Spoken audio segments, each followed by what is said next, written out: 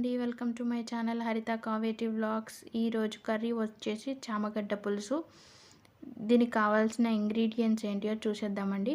చాలా అంటే చాలా బాగా వచ్చింది ఈరోజు చామగడ్డ పులుసు. మనకు దీనికి కావాల్సినవి జస్ట్ 2 ఆనియన్స్ తీసుకున్నాను, 4 మిర్చి తీసుకున్నాను, కరివేపాకు, కొంచెం చింతపండు తీసుకున్నాను. ఇది మొత్తం ఉడకబెట్టేసి పెట్టుకున్నానండి చామగడ్డల్ని. ఇప్పుడు మనం ఒక బాండీ తీసుకొని అందులో ఒక 3 స్పూన్స్ ఆయిల్ పోసుకున్నాను. జీలకర్ర ఆవాలు వేసాను. తర్వాత ఆనియన్స్ మిర్చి కట్ చేసి వేసాను. కరివేపాకు కూడా వేసాను. ఇవి మంచిగా ఫ్రై అవ్వాలండి. ఆనియన్స్ ఫ్రై అవ్వడం కోసం నేను సాల్ట్ యాడ్ చేశాను. 1.5 స్పూన్ సాల్ట్ కూడా యాడ్ చేశాను.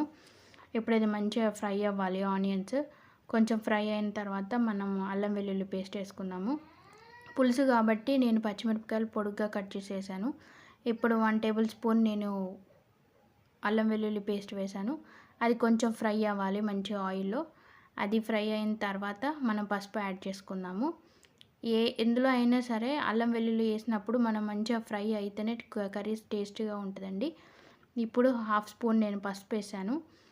తర్వాత 1 స్పూన్ కారం వేసాను. చూడండి, మంచిగా ఫ్రై చేసుకోవాలి. మంచిగా ఫ్రై అయిన తర్వాత మనం ఇప్పుడు ఇంతకుముందు పొట్టి తీసి పెట్టుకున్నాం కదా చామగడ్డలు, అవి తీసి అందులో వేసుకోవాలి. అవి మామూలుగా కలుపుకోవాలండి, లేకపోతే మొత్తం చితికిపోతాయి. జస్ట్ మామూలుగా ఒకసారి ఇలా టర్న్ చేసుకుంటే అయిపోతుంది. కొంచెం ఆయిల్ అవి ఫ్రై అయిన తర్వాత చింతపండు పులుసు అనేది నేను యాడ్ చేశాను. కొంచెం ఫ్రై అని చూసారు, కొంచెం ఆయిల్ పైకి వచ్చింది. అయిన తర్వాత నేను ఇప్పుడు చింతపండు పులుసు అనేది పోసాను. ఇప్పుడు హై ఫ్లేమ్లో పెట్టాను. హై ఫ్లేమ్లో పెట్టి ఒక్కసారి కలిపి ఇప్పుడు మంచిగా మనం కలుపుకోవాలండి. కలుపుకున్నాక తర్వాత ఇప్పుడు నేను ఒక బాయిల్ అవుతుంది చూసారా, ఒక 1 టేబుల్ స్పూన్ నేను ధనియా పౌడర్ అనేది యాడ్ చేశాను. వేరే గరం మసాలా ఏమి యాడ్ చేయలేదు. నేను మామూలుగా ఎక్కువ మసాలాలు ఏమి యాడ్ చేయనండి, ఓన్లీ ధనియా పౌడర్ వేస్తాను ఎందులో అయినా సరే. ఇప్పుడు మంచిగా కలుపుకోవాలి.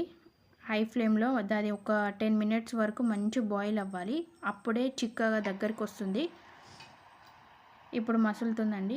ఇప్పుడు నేను కొత్తిమీర తీసుకున్నాను, కొత్తిమీర కూడా యాడ్ చేశాను.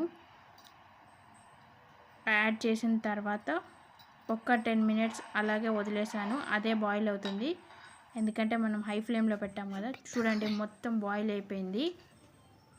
అయిపోయిందండి. మొత్తం చిక్కబడింది, దగ్గరకు వచ్చేసింది చూసారా. ఇప్పుడు ఒకసారి కలుపుకొని దాన్ని మనం వేరే గిన్నెలోకి ట్రాన్స్ఫర్ చేసుకోవాలి. చిక్కగా అయిపోయిందండి. చాలు, ఇంత కన్సిస్టెన్సీ ఉంటే సరిపోతుంది మనకు. అన్నంలోకి కలుపుకున్నప్పుడు చాలా బాగుంటుంది. ఇప్పుడు ఆయిల్ అంతా పైకి తేలింది చూసారా. చాలా అంటే చాలా బాగుందండి కర్రీ. ఇప్పుడు నేను మా పిల్లలకి లంచ్కి పెట్టాను. చూసారా, చామగడ్డ పులుసు అయిపోయిందండి. చాలా బాగుంటుంది, ఇలా ఈజీగా చేసుకోవచ్చు. ఈ వీడియో కనుక మీకు నచ్చినట్టయితే ప్లీజ్ లైక్ చేయండి, షేర్ చేయండి అండ్ సబ్స్క్రైబ్ చేసుకోండి. కామెంట్ కూడా చేయండి. ప్లీజ్ ఇలాగే సపోర్ట్ చేస్తూ ఉండండి. సబ్స్క్రైబ్ చేయడం మాత్రం మర్చిపోకండి. Please subscribe. Thank you.